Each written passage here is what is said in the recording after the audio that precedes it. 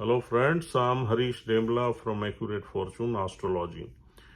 दोस्तों, आज हम आपको बताएंगे यदि शुक्र देव सिंह लगन के पंचम भाव में बैठ जाएं तो हमें क्या फल देंगे। देखिए दोस्तों, पंचम भाव जो है एक बहुत ही ऑस्पिशियस हाउस माना जाता है किसी भी चार्ट में। इसका संबंध पिछले जन्मों के अच्छे कर्मों के फल का है या पिछले जन्मों के बुरे कर्मों के फल का है। तो इस भाव का संबंध पिछले जन्म से है। पंचम और नवम भाव ये दो ट्राइन हाउस है। केंद्र और लगन को भी केंद्र और ट्राइन हाउस बोला जाता है। तो ये तीन हाउसेस बहुत ही इंपॉर्टेंट हैं।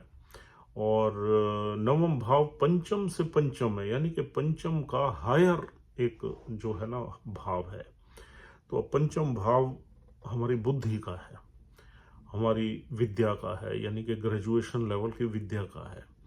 और पंचम भाव से हम ये देखते हैं कि हमारा जो है संतान किस तरीके से होगी। संतान भाव इसलिए इसको बोलते हैं। पंचम भाव से हम अपनी लव लाइफ भी देखते हैं, रोमांटिक लाइफ भी देखते हैं। और पंचम भाव से हम स्पेकुलेटिव गेन्स देखते हैं, या वो गेन्स देखते हैं जो हमारी नॉर्मल इनकम से बढ़ के हों, यानी कि कुछ एक्स्ट्रा ऑर्डिनरी गेन्स जो है जो हम लाइफ में कमाते हैं वो पंचम भाव से ही देखते हैं। और पंचम भाव पूर्व पुण्य भाव है, जैसा कि हमने बताया एक पिछले जन्मों का जो है फल देने वाला भाव पंचम भाव है। और पंचम भाव से हम अपने क्रिएटिव एक्सप्रेशन देखते हैं, यानी कि ये भाव ऐसा भाव है जो आपको कहीं ना कहीं इंडस्ट्री, फिल्म इंडस्ट्री से या मीडिया से या एक्टिंग से या आर्ट से या क्रिएटिविटी से भी जोड़ सकता है। तो ये सारी चीजें हम पंचम भाव से देखते हैं और पंचम भाव बहुत ही ऑस्पिशियस है। अब यहाँ पर शुक्रदेव आ गए। शुक्रदेव किस राशि में बैठे हैं? गुरु की राशि में बैठे हैं। जुपिटर की 9 नंबर राशि में बैठे हैं, जो कि एक अग्नि का साइन है, क्षत्रिय साइन है। और अब गुरु एक ऑस्पिशियस प्लैनेट है इस चार्ट में। शुक्र कारक नहीं है, मारक प्लैनेट है। तीसरे घर का मालिक है, संघर्ष के घर का मालिक है, और 10वें घर का मालिक है, कैरियर के घर का मालिक है। अब शुक्रदेव सबसे पहले तो जो उनका अपना नेचर है, अपना सिग्निफिकेंस है, वो यहाँ पर फल देंगे। फिर वो तीसरे घर के भी फल देंगे और दशम घर के भी फल देंगे।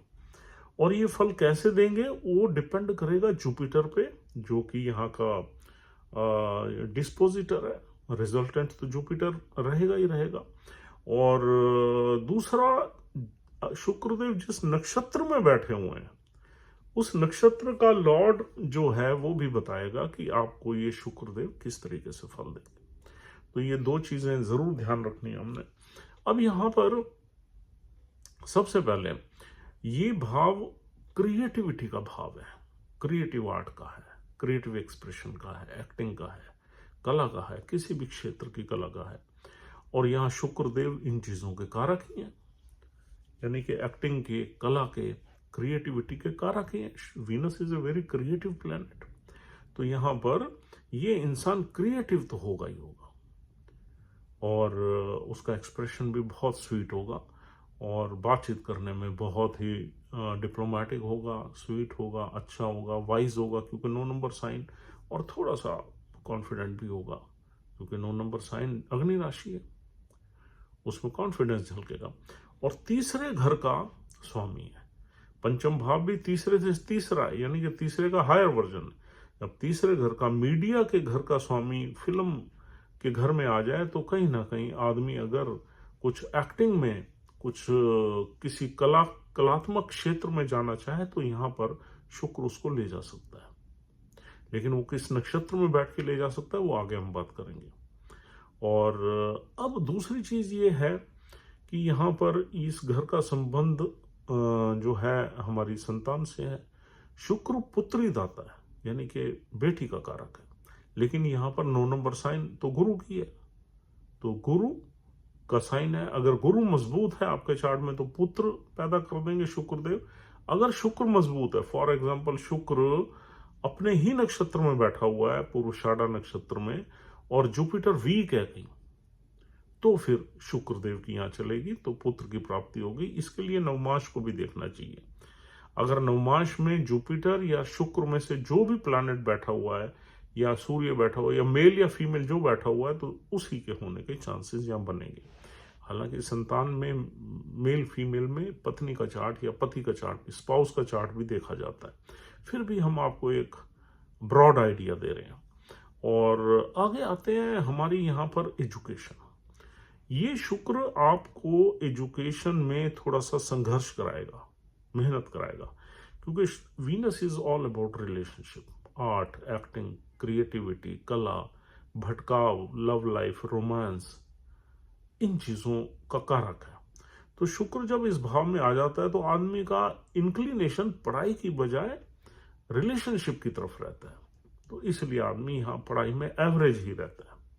हाँ, जुपिटर अगर बहुत ही मजबूत कहीं बैठ जाए तो हम कह सकते हैं कि आपको कहीं ना कहीं फाइनेंस में, या आपको कहीं ना कहीं यूं कहना चाहिए कि लॉ में, फाइनेंस में आप बढ़ सकते हैं आगे, लेकिन टेक्निकल फील्ड में फिर भी यहाँ जाना थोड़ा सा मुश्किल है।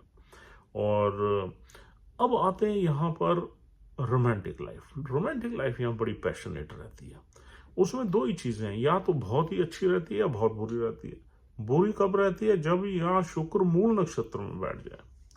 और अच्छी कब रहती है? जब पूर्वाषाढ़ा में बैठ जाए और सूर्य के उत्तराषाढ़ा नक्षत्र में मीडियम रहती है। तो आप देख लीजिए, अगर आपका शुक्र पूर्वाषाढ़ा नक्षत्र में बैठा हुआ है तो आपकी रोमांटिक लाइफ बड़ी पैशनेट रहेगी और आपके कई लव रोमांस वगैरह चलेगा। और मूल नक्षत्र में आपकी बार बार परेशानी आएगी। हो सकता है आप थोड़े से डरें किसी के साथ संबंध बनाने में, या ये भी हो सकता है कि संबंध बनने के बाद टूट जाए। मूल नक्षत्र जो है ना, एक्सीडेंट्स का नक्षत्र है, खराब नक्षत्र है, केतु का नक्षत्र। केतु फिर वैसे भी सेपरेटिव एनर्जी है।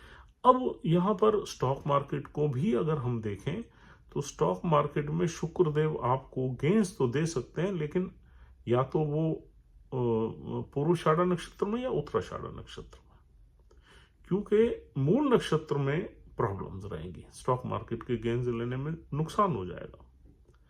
ठीक है जी। और पूर्व पुण्य अगर हम देखें हाउस से आपको ये शुक्रदेव कैसे फल दे रहे हैं, अगर मूल नक्षत्र में है तो आपको पे बैक है, पिछली लाइफ के जो कर्मों का है कुछ फल आपको पे बैक करना है उसका।